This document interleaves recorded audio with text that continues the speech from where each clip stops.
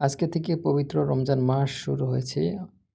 আ আমরা আজকে জানবো যে আল্লাহ এই সম কাকে রাখতে বলেছেন, অর্থাৎ নামাজ, রোজা, হজ এগুলো কাকে আল্লাহ রাখতে বলেছেন আমরা জেনে নিব।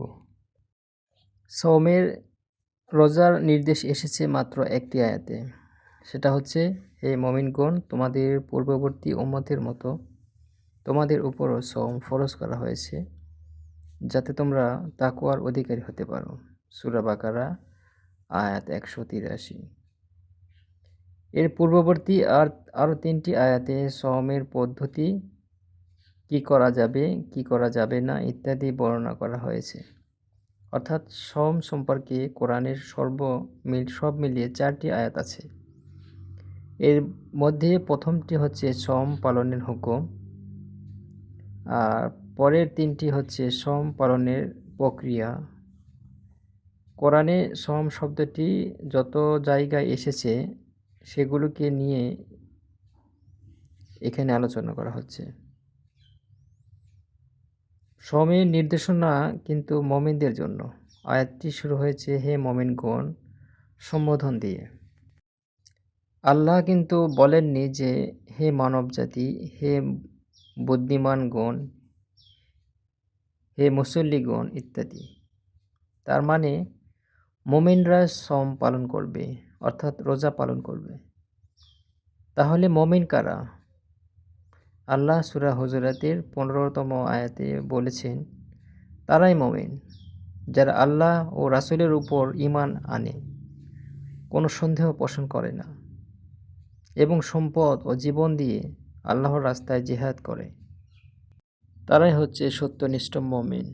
এই সংজ্ঞা যে পূর্ণ করবে সে মুমিন। আমরা সংজ্ঞায় 2টি বিষয় পেলাম। এক, আল্লাহ ও রাসূলের প্রতি ঈমান, অর্থাৎ আল্লাহর সার্বভৌমত্ব। যে বিষয় আল্লাহ ও রাসূলের কোনো হুকুম বিধান আছে, সেখানে আর কারো হুকুম বিধান না মানা যাবে না। এই কথার উপর সম্পূর্ণরূপে প্রতিষ্ঠিত ও দণ্ডায়মান হতে হবে। তারপর আল্লাহর এই হুকুম বিধানকে এই পৃথিবীতে প্রতিষ্ঠার জন্য তিনি আপ্রাণ প্রচেষ্টা বা জেহাদ করবেন। তিনি হবেন মুমিন।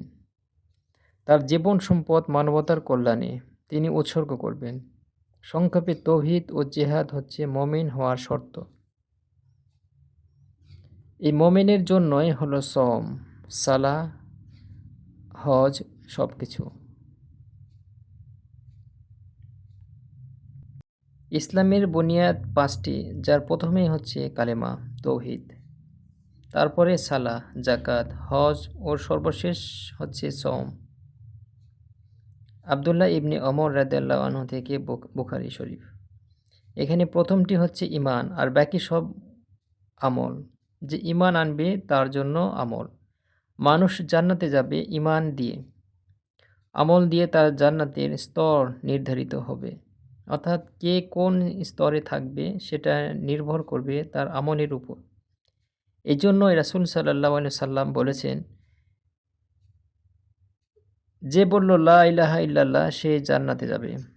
আবু যর গিফারী রাদিয়াল্লাহু আনহু থেকে বুখারী, মুসলিম।